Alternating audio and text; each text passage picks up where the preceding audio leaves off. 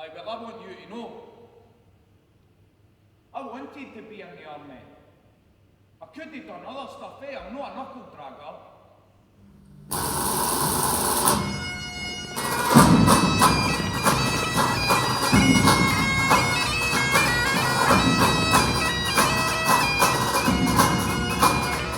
Interest in the whole Black Watch story and the point at which I came in was just when they had come back from Dogwood, which was their second tour of Iraq, and what really interested me was the human stories that Greg was telling about how he'd noticed that a lot of them had got into trouble with the police, that there'd been several incidents where in the paper that he'd noticed of Black Watch boys just come back from Dogwood having been arrested for kind of daft things like stealing bottles of Bucky and breaking a guy's arm who walked out of a nightclub with his mum. After we fought the French and Indians in America and India, then we fought the French again in Egypt and Portugal and Spain. A lot of people were surprised by how theatrical Black Watch was, given that it wasn't sold as a piece of verbatim theatre, but it was sold as a piece of theatre based on interviews with current members of the Black Watch, as it was.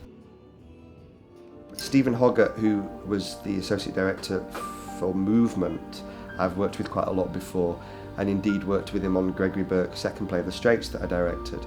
And what's brilliant about Stephen in terms of, in relation to Gregory's work, is that Greg is a writer who never judges. This is a brilliant thing about him, and very frustrating at times as well, that he never judges or makes big political comments with his characters. He will just present them absolutely truthfully, and he's got a way of understanding and presenting very truthfully a particular strata of male society and their connection with violence and their relationship with violence.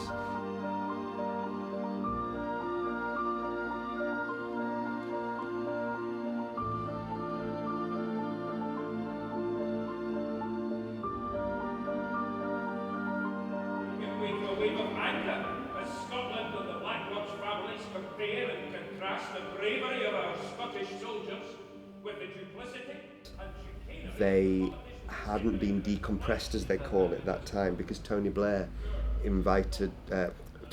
promised that they would be back before Christmas. He got them back on Christmas Eve. Which he will not seek to seek, and I can't understand why he doesn't.